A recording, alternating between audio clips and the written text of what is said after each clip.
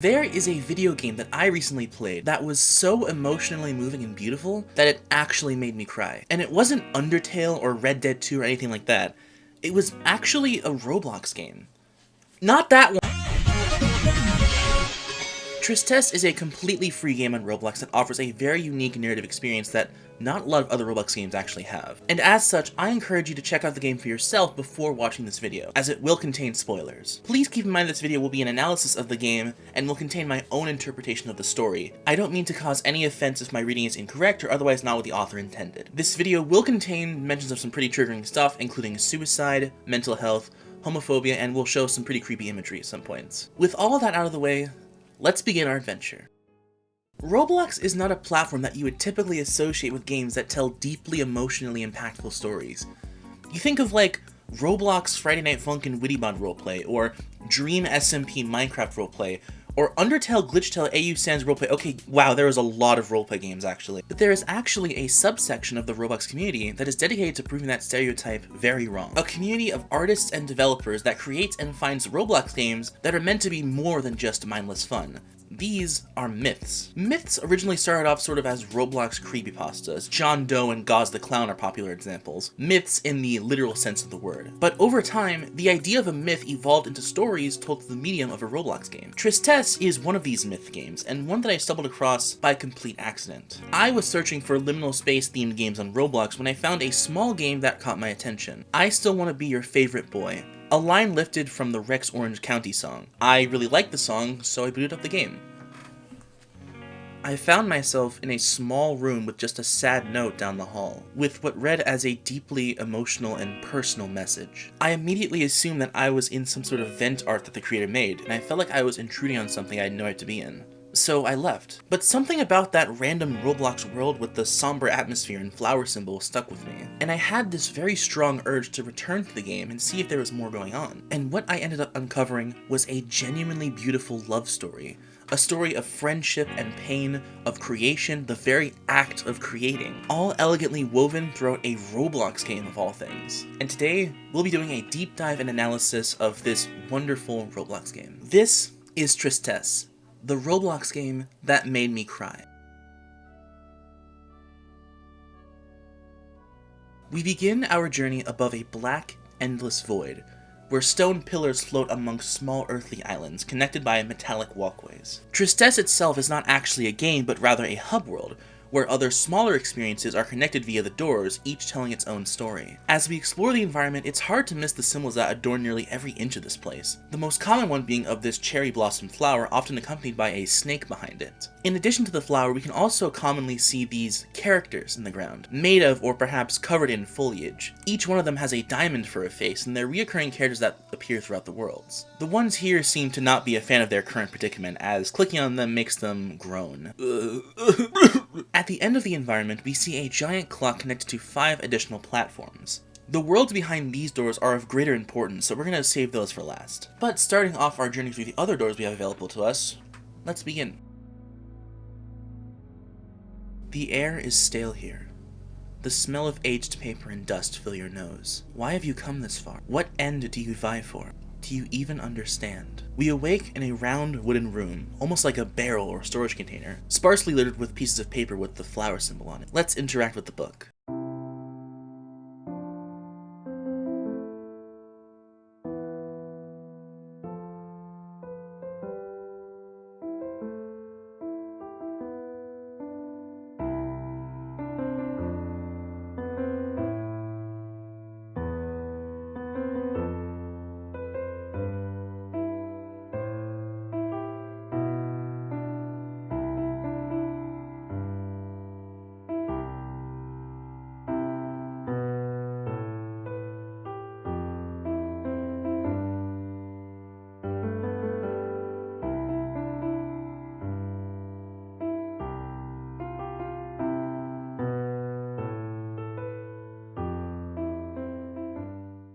The book reads out the lyrics to the Regina Spektor song, Two Birds on a Wire, a song that tells the story of, well, two birds on a wire.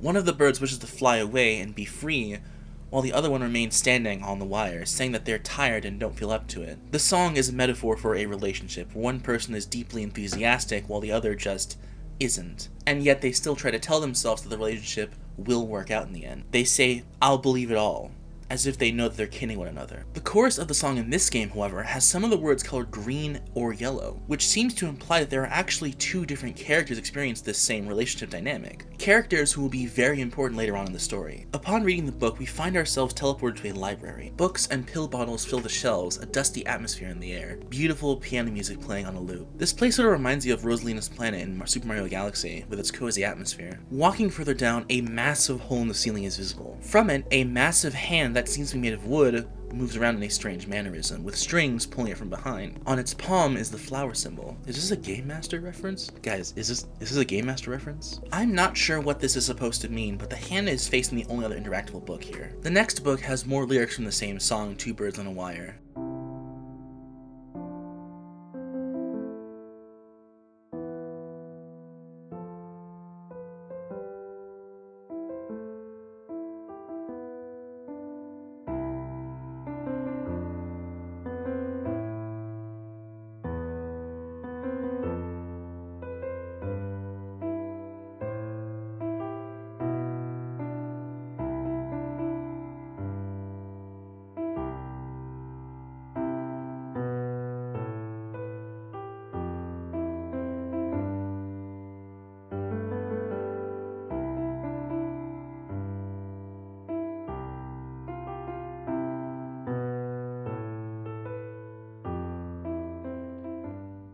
It seems that between these two characters, the green one is the enthusiastic one, while the yellow one just doesn't feel up to whatever this relationship actually is. One last thing to note here is that this stage is called Jackal Patron. The description of this stage reads, "Anubis is the patron god of the helpless and lost souls." To me, this world represents the idea of stillness and stagnation. The old, dusty library and the relationship between the two characters seems to represent stagnation. The idea that something has to change or things will simply never get better. The mention of the god Anubis makes me think of lost souls endlessly wandering or trapped to their earthly home. It can be scary to leave behind the life you knew before, but perhaps it is for the best in order to move on.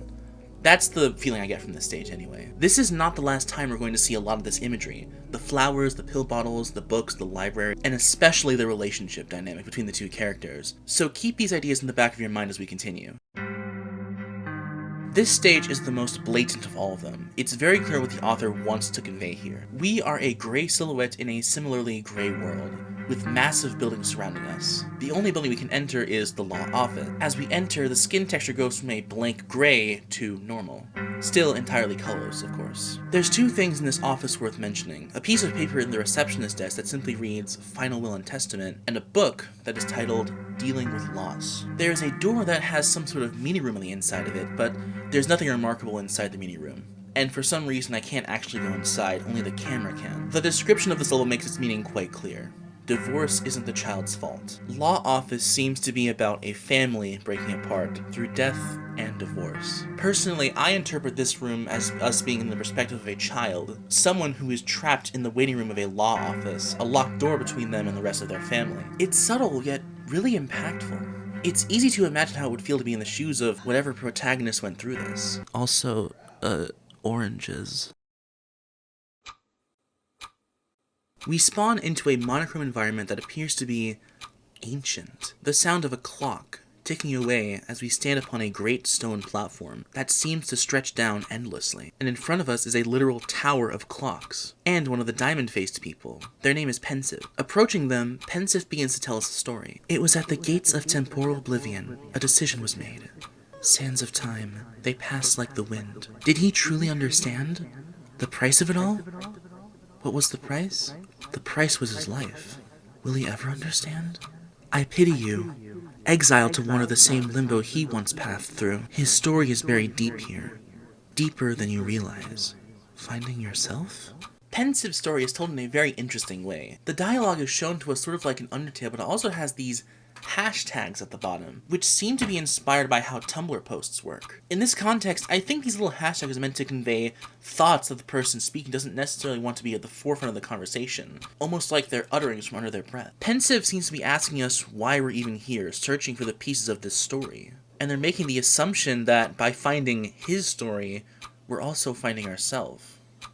After listening to Pensive, several platforms and pillars materialize behind us, which lead us to a gateway. The gateway triggers a teleport to an experience that is currently private. But from past experience and documentation, I can tell you that this world was originally called the Author's Abode. Shout out to the person who made this Google Doc, by the way. Their documentation was very helpful in the making of this video. According to the Google Doc, the Author's Abode was a well-furnished and decorated room covered in notes. Supposedly, this world contained more beings with the diamond faces, and apparently they're called spooks. Oh, welcome to the hideaway. Feel free to stay as long as you want. I love eating books.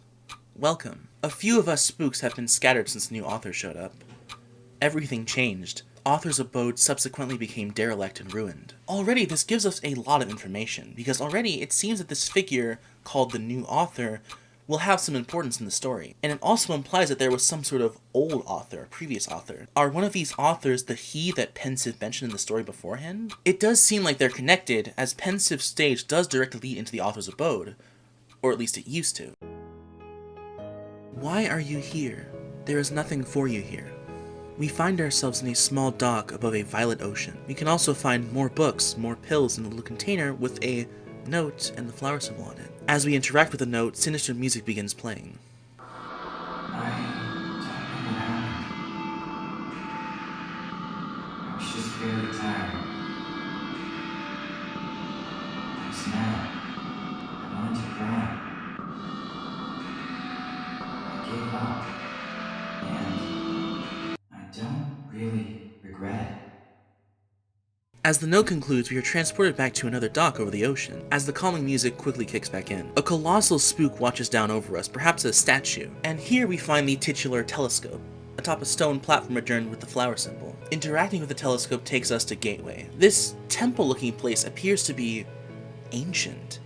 It's dark, only with a deep cyan light illuminating the place. The great stairwell is littered with more spook statues, and at the top, we can walk across a broken bridge that leads to an archway. There's some space underneath the bridge you can fall into, and it actually does kill you. And since you respawn back into the gateway, you're kind of stuck here. It seems that a lot of these worlds deal with the idea of history.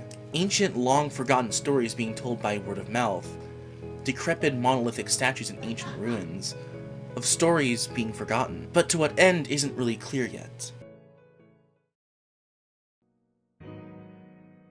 This is the same stage I mentioned at the beginning of this video. There's basically no sound at all in this place, only a single window and a single hallway. Walking down the hall, there's a single door, and behind it is the flower symbol and a note. The piece of paper reads, "Do you love me?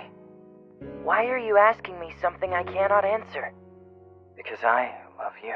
The description of the world reads, "I wanna be the one that makes your day, the one you think about as you lie awake."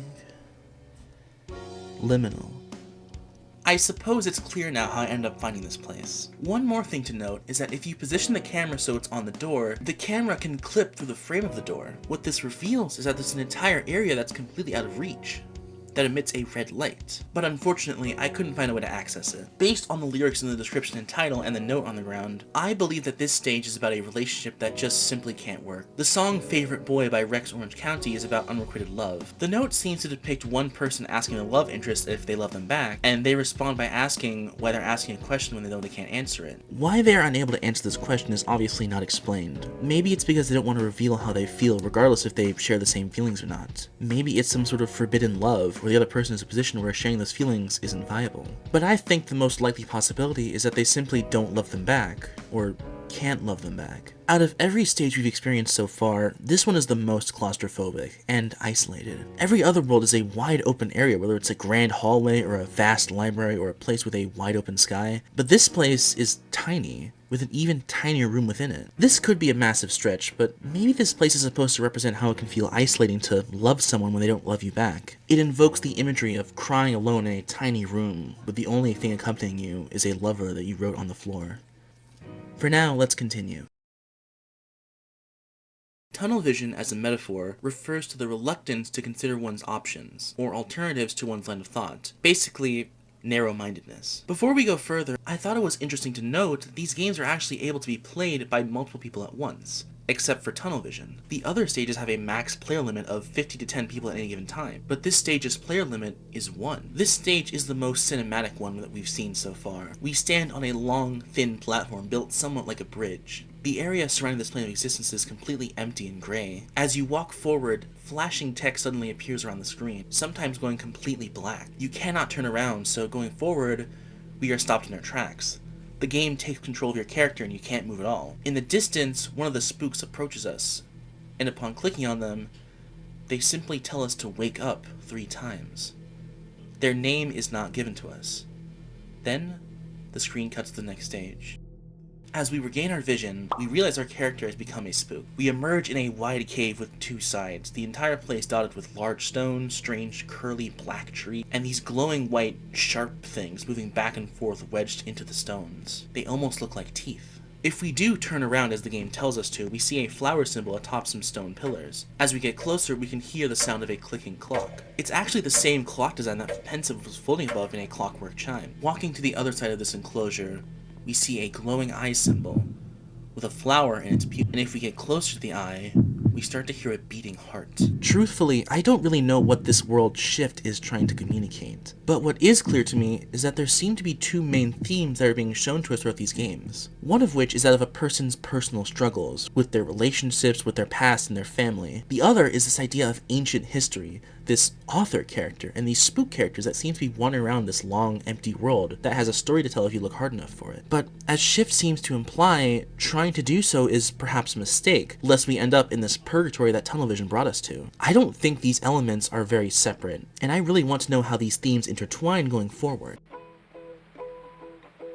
Is it so hard for me to admit that I just want you to love me? Your smile is so warm, and your eyes are so bright. Every time you talk to me, you make my head feel light. The way you dress is amazing, and it contrasts my style. The way we cross eyes and smirk as we pass by in aisles. That is a poem that we can find atop a shelf in this world. In this stage, we find ourselves in a house, and apart from a large bottle of ketchup and this image of Freddy Fazbear in the bathroom, there aren't many notable details in the house itself, but it's full of these boxes and the sun seems to be rising. There are a couple of very interesting images on the wall, however. One of them is of the oranges, or I guess that we know now, the general citrus slices on the wall. It's the same one we saw in the law office. The other is this image of a boy with a flower, and it seems to be depicting one of the 2 characters that we know about from Jackal Patron. If we exit the house, we learn that we're actually floating on an island above the clouds, and listening to some music on the edge is this person.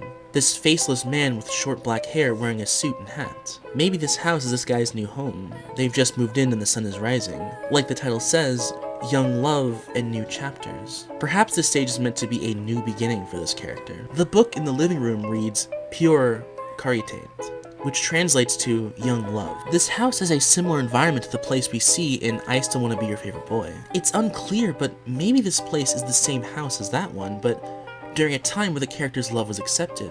Or perhaps they're trying to accept the idea and make peace with the fact that their love interest won't love them back.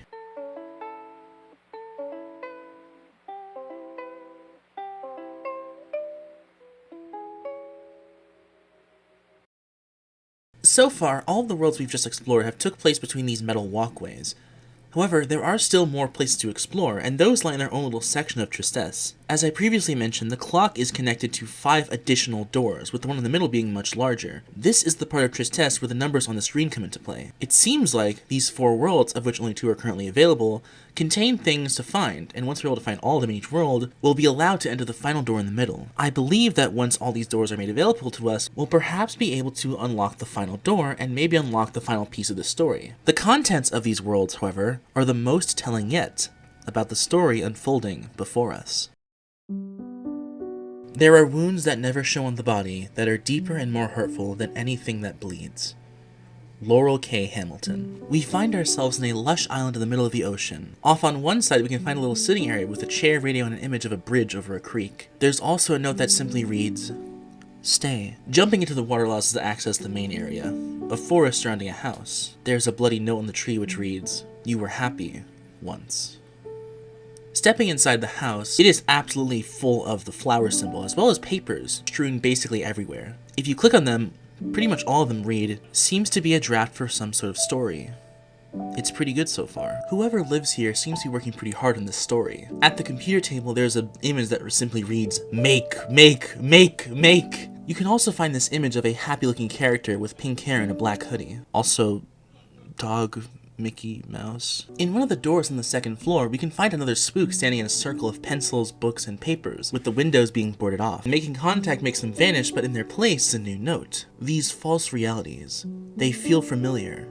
Just so. FFB7C5. A sound plays when these numbers appear. This is a hexadecimal code for the color pink. If you look behind you, there's text that says, "Find the well." Guess we'll be trying to find that soon. Another door upstairs has a paper on the floor, which is locked, and the paper reads, "Vestigial code," with a bunch of blanks. I originally thought this was this code, but I don't really know how to put it in. So for now, we'll be moving on. In the bedroom, I found this image of a person floating or maybe falling in front of a massive city, their body appearing as an image of a sunflower. There's also this small box on the floor, and touching it brings us to this new environment. A big furnished cube as if we're inside the box. On the wall is a melted spook? Are these guys secretly from Changed or something? You deserve so much more. We can fix everything for you. If we touch the book opposite to the spook, we can return to the bedroom. The other bedroom takes us to a new environment, an island of octagons over a pink sea covered in pencils and papers. On the beach you can find a bottle of pills in the black spotches, and clicking on it gives us this message. So much work, too many distractions. No more distractions. This gives us context of the pill balls we've seen in previous games, as this line seems to imply these pills are Adderall, the drug used to treat ADHD, a condition well known for making things very distracting and hard to accomplish. Behind the house we can find this drawing of people holding hands, but off in the corner we can find the well. And if we jump in, we find ourselves in a new environment, just like the box we found in the bedroom, though now a T-shaped hall instead of a cube. Inscribed on the wall is the Latin phrase mortem sibi on cessare, which translates to aware of death to himself, or in other translations, to commit suicide. There's some papers on the floor. Tristy, this isn't you. It's impossible for me to understand you. But he can. This false reality that you cling to. It won't last. It seems that we finally have a name for one of our main characters here, Tristy. On the left hallway, there's a newspaper out on the floor, and touching it brings us to a new hallway, adorned with the flower symbol and wooden statues of the diamond face people. The note in the corner reads, "You're grinding it out. Every waking moment." At the end of this new hallway, there's a bee on the wall, and below it, a stone archway with a diamond-faced person etched into it. The floating note in front of it reads, "In the halls to nowhere, there is push for evolution. The new author makes no argument against it." Again, a mention of this new author character. Who is the new author? Hell, who is the author anyway? The archway leads us back to the T-shaped hallway, and in the right hallway, there's a floating note. This timeline continues to crumble. A field of lies and dreams, grown and cultivated by a broken heart. Abit nemin salutato. This Latin translates to, "He went away without bidding anyone farewell." If we touch the pencil, we find ourselves in a pink void, atop a platform with a desk, chair, and bookshelves. There are more papers here, but these ones read, "Seems to be a draft for some sort of reality." The next line is blank.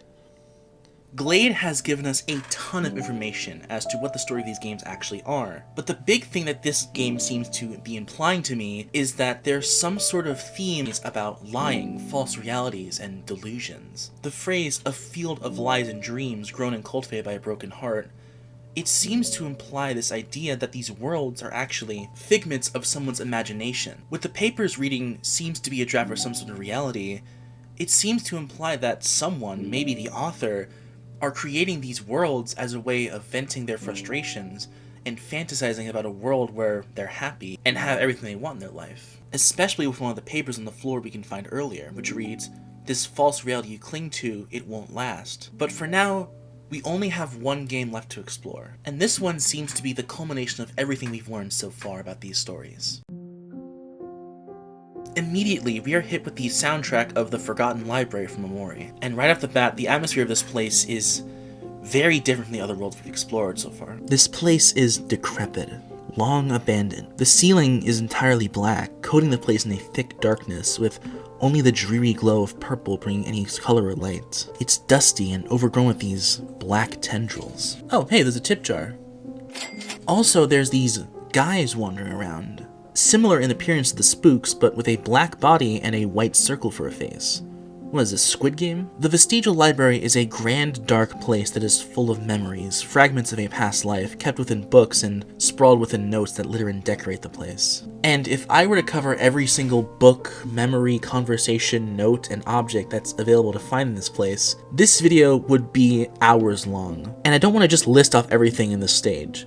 So I'm just going to go over what I think is most important to understanding the story. The rest of the things to discover in the Vestigial Library, I leave for you to discover yourself. They provide some great characterization.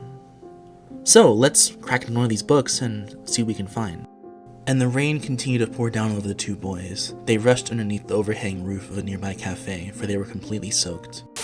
Shivered fervently, absent-mindedly held close to preserve their shared warmth. Felt safe in his embrace, a feeling that he cherished beyond anything else. The names of the characters are censored, but it's clear who is who here. The sixth character name here is clearly Tristy, as we've learned. But we have yet to discover the identity of our four-lettered friend here. Tristy lets out a long groan. But like, what do we want out of our lives? I mean, I want to be rich. Rynn jokingly remarks as he idly caresses Tristy's hair. But, like, we're literally doing nothing right now. What are we gonna tell our kids when they ask what we did as kids for fun? I don't think sitting around in the sun is a particularly exciting response. Oh, our kids? Yeah, dude. Like when you get married to that one froyo girl you always make passes at and have a ton of babies. Oh. Yeah, no, she's not really my type. We're just cool, that's all. You never tell me about any girls you like. I'm not really into anyone right now. I see. Rise and fall. The silence of the humid summer day was only disturbed by the gentle noise of Tristy's breathing. He was asleep, his head in his lap, and silently ran his fingers through Tristy's soft black hair. The gentleness of Tristy's hair against his skin only made him fall more in love with the other boy. This tranquility, this peace, a place where Tristy felt safe and secure, was something was willing to die to protect. May I have this dance? Asks, holding a hand to Tristy. Tristy smiles. Dude, it's raining so hard. So what? A little bit of rain never stopped us. Rynn scoffs. Shut up, you flirt. Tristy jabs back, eliciting a mad red blush on his face. But before he could take his hand back, Tristy stands up and grasps it. Let's dance then, idiot. He lets out an exuberant chuckle, and both metaphorically and quite literally sweeps Tristy off his feet. Tristy, Rynn whines, fanning himself while turning on a third electric fan. how do you survive in this heat? Tristy looks up from his book, clearly undisturbed by the intense summer heat. I'm just too cool for this kind of weather. Is that so? He sits next to Tristy, passing him a plastic cup filled with cold juice. What you reading? Tristy flashes the cover of the book. Hotel on the corner of Bitter and Sweet. It's a good book. He rests his hand on Tristy's shoulder. He glances over at Tristy's face, his eyebrows furrowed softly in concentration. At the moment, it was very rare between the space, or rather near lack of, between their two faces, and a dangerous and risky idea enters his head. He didn't go through with it, thankfully. Already, these books reveal the dynamic between Tristy and his incredibly close friend. Tristy is obviously a lot more jaded, a bit closed off, more quiet, and not nearly as expressive as his friend, who is shown to be more actively flirtatious, very open and honest about how they feel. From the fragments of memories we're able to find, it seems as though Tristy is struggling, however, particularly with depression and seemingly suicidal idealization. There are many pages that mirror this idea, depicting Tristy going through some sort of panic attack and generally suffering from their issues. But one particular conversation confirms this, and it's pretty scary.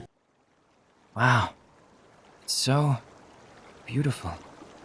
I knew you would like it. Yeah. Tristy, you should probably get down from that railing. Wait, Tristy, what are you doing? It's easier to see it this way. Wait, Tristy, you're gonna fall. Get back on this side. What if I did fall? It's so easy for me to just let go. Then I'd be in the water. Of course, you'd jump in to save me. I wouldn't want to burden you like that. Hey, let's go home now. It's getting late. Yeah. After you click on the door here, you find yourself in a room with a pitch black floor and a hallway that leads out to a large circular room with the flower snake symbol on the ground. And clicking on the mirror, I hope this message finds you well and stuff. Make sure to take your meds. I'll be coming by soon. I know you don't want to talk about what happened last night, but you've been, the things you've been saying, I just, you're worth it, dude. I know things are hard right now, and I want to help. Just call me back at, when you can, okay? I miss you. We finally uncover the name of Tristy's friend and love interest. His name is Rynn. These lines also confirm that the pill bottles we keep coming across belong to Tristy, since that's why Rynn is reminding him to keep up with taking his meds. If we continue to explore the library, we can eventually come across this picture, where we can find this dialogue. Hey, Rynn? What's up? Actually, never mind. What's on your mind? Well, do you think we'll ever stop being friends? What do you mean? I mean, like, would you ever forget me? Or forget us? I don't think that's ever gonna happen, dude. But why are you asking? No reason. No reason at all. BO6500. Wait! That's the code! That's why it said Vestigial Code, because it's in the Vestigial Library. If we now return to Glade and say the code in the Roblox chat, the door vanishes and we can head inside. Behind the door upstairs is a messy study room, full of papers and pencils and a floating note. On the wall it says, "I can't do this anymore." But if we read the note, it says, "You've worked tirelessly to fix everything. You don't have to do this alone. Help me help you, Tristy." But anyway, if we touch the paper on the floor here, it brings us to a very special location. Tristy's room. Tristy's hat is on the shelf, and next to their bed is a picture of Rynn. And on the wall, there's an award for Tristy, for a writing contest. I suppose that would make Tristy an author of sorts. The fact that there's a hat here also sort of confirms that this character in New Love and Young Chapters, I messed that up, is actually Tristy. Again, there is a lot more to the Vestigial Library than I've covered in this section, so I highly encourage you to check it out for yourself. Regardless, this map is by far the most dense with story, information, and atmosphere, and I absolutely love it. But from everything we've learned so far, it begs the question, what really is the story of Tristesse? Who is the author and the new author? What are the spooks? What came of the relationship between Tristy and Rynn, and what does their story have to do with that of the author? Well, based on everything we've explored throughout these worlds, I have a theory. And that theory is that we've been lied to this entire time. My theory on what the story of Tristesse and its many experiences is basically that Tristy and the author are one and the same. Tristy is a young gay boy that has clearly dealt with a lot of suffering in his life. As we're shown in Law Office, his family, either through death or divorce, or both, at a young age was broken apart, leaving Tristy alone and unstable. Him being a lonely queer kid did not help. Perhaps he faced negative consequences for being openly gay and remained in the closet. He's well aware that people like him are very hated for being themselves, as we can tell by interacting with the medicine in the Vestigial Library, and his heart pounds at the thought, just like every time he thinks about that, being with another boy. There are so many people who hate him for that, and it makes him so nervous. He suffered from depression and suicidal idealization, leading him to be prescribed antidepressants. Seemingly, he also deals with ADHD, as interacting with the medicine in Glade reveals him not wanting to suffer from all the distractions, so he'd be prescribed Adderall. It seems clear that he's prescribed both, as Rynn is shown to remind him to keep taking his medication. Through all of his suffering, there was a silver lining. He had his creative endeavors, the remains of which are scattered all throughout the world. The pencils, papers, books, notes. These stories that Tristy crafted, as someone who is clearly proficient enough in writing to receive an award for it. He also clearly has ambitions for his future, as he has dreams of becoming a detective. But the big thing that helped him get through his struggles was his best friend in the world, Rynn. Rynn was everything Tristy was not. He was kind, outgoing, not so down in the dumps all the time, someone light-hearted, silly, and someone that deeply cared about Tristy. And naturally, Tristy developed deep romantic feelings for Rynn, but it didn't work out. Through the stories and notes we find in the Vestigial Library, it's clear the two were very close, but Tristy was also very unsure of their relationship, how he desperately hides his feelings and yet yearns for Rynn's attention and affection. The hourglass in the Vestigial Library gives us this text. He doesn't love me that way. He'll never be in love with me the way I do.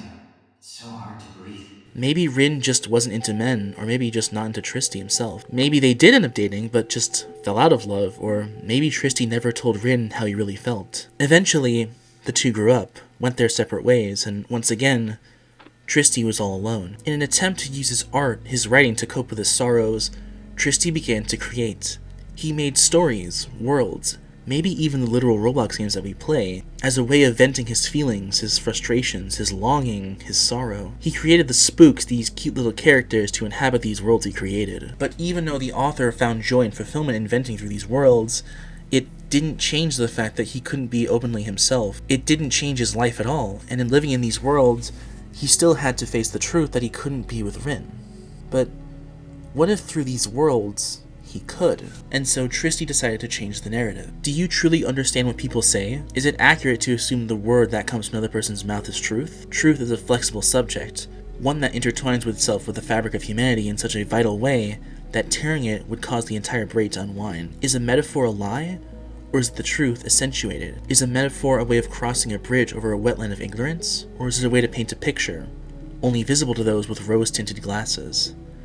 Metaphor mire we are forever trapped in. It seems that he began to simply lie in his stories. Instead of venting about how he wishes he could be with Rynn, he simply created stories where he was with Rynn. And as he changed the stories, he also changed the worlds. From their perspective, the old author was cast out and a new author took over. Not a new person, but a more devious and deluded version of Tristy. As Spook Operandi says in the author's abode, a few of us spooks have been scattered since the new author showed up. Everything changed. Author's abode was subsequently became derelict and ruined. Tristy changed these worlds and stories held within the Vestigial Library to lie to himself, to make himself think that Rynn and him were, or even are, a couple, and that Rynn absolutely loved Tristy, and that he was happy. Across all of the stories from the Vestigial Library, Rynn is very strongly characterized, especially towards his feelings with Tristy. He's constantly flirting with him, stroking his hair, cuddling him, coddling him. It's incredibly clear in these stories that Rynn is very in love with Tristy, while Tristy is the sort of cool and tough character that's almost aloof to Rynn's feelings. But to me, that kind of felt swapped around. From everything else we've seen, it sort of sounded like Tristy was the one in love with Rynn. And to me, these stories almost felt fanfiction-y, like they were the creation of Tristy, creating fictional stories, fantasizing about a world where Rynn is super into Tristy. But these lies, they began to harm the worlds he created, shattering them, leaving the spooks in ruin, left to roam these broken, wrong worlds, their true stories lying deep within the ancient ruins left behind by the old author, the old Tristy, and corrupted by the new author. Did he truly understand the price of it all? What was the price? The price was his life. Will he ever understand?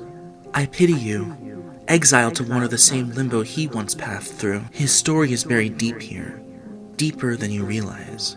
And now, the new author has seemingly shut himself off in the author's abode and is now wallowing in his own delusion. But maybe it isn't too late for Tristy, because we can explore these worlds and find these fragments of the stories, the truth within them. At the end of Tristesse, if we find all of these fragments, maybe we'll be able to explore all these final worlds, and maybe in the final door, we can find something that can help Tristy get out of this rut that he's trapped in. Perhaps it's a truth that he's unable to or unwilling to accept. Or maybe this world will be his acceptance and make him able to move on. Perhaps one day, Tristy will have the young love and new chapters that he so desperately desires. That's my interpretation, at least. Of course, due to the nature of the storytelling and canonicity of these games, it's nearly impossible to say for certain if this, or any other reading of the text, is accurate to the creator's intentions. And unfortunately, it seems like this story may never come to its conclusion. The creator of Tristesse has stated they'll be moving on from Roblox, which is just a damn shame. Because, if it's not obvious, I am incredibly passionate about these stories. I love Rynn and Tristy and the spooks and these absolutely beautiful worlds and stories that Detective Bailey has created. Of course, I wish nothing but the best for Detective Bailey and any of their future endeavors. And so, we've reached the end of our adventure. We've gone through 12 Roblox games, and through their details, dialogue, secrets, and characters, a beautiful story and meta-story has been unveiled. This story about the deep connection between Tristy and Rynn, the stories of the author and the worlds he's created, and the stories woven within them. And I absolutely adore these games. In a sea of repetitive and clickbaity soulless children's games, Tristesse stands as a testament to what is possible in the medium of Roblox games. It shows us that there are real examples of art, actual stories, that can be communicated through Roblox. And even if it's considered cringy or whatever, it genuinely makes me hopeful for the future of Roblox. that something as moving as tristesse can exist. I really hope that I'll be able to experience more Roblox games like this in the future, that take themselves seriously. Mostly. And tell their stories. Detective Bailey, you've made something absolutely amazing, and I hope you're proud of yourself for your creation. Thank you. And thank you for watching this video. I've been working on this video about tristesse for multiple years now, and I'm so glad it's finally out for you guys to see. I really hope you enjoyed it. And if you have any thoughts on tristesse and its many games, or any other Roblox Myth games that you think I should check out, please let me know. I would love to hear it. But regardless, thank you so much for watching, and I'll see you all again very soon. Bye-bye!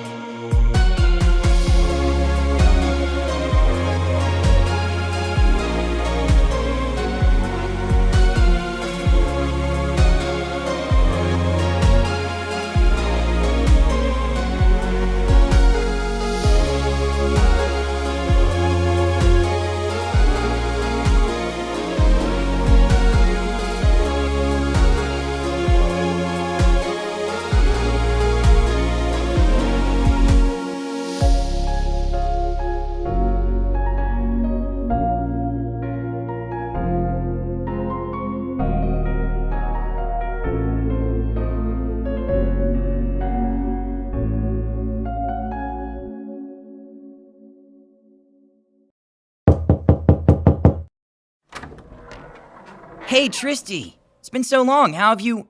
Whoa, you okay, dude? You don't look so well. Are you...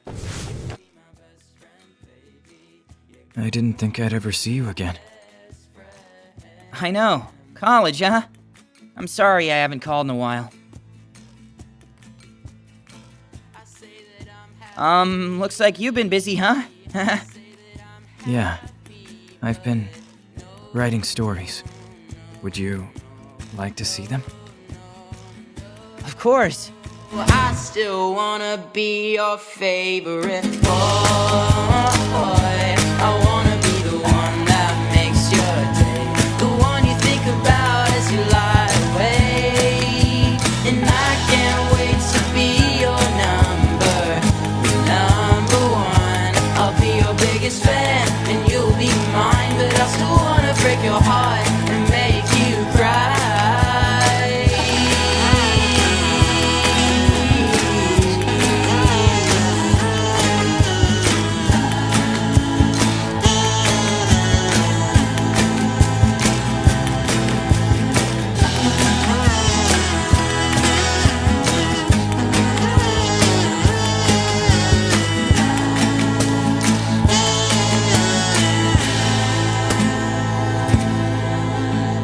I still wanna be your favorite boy. I wanna be the one.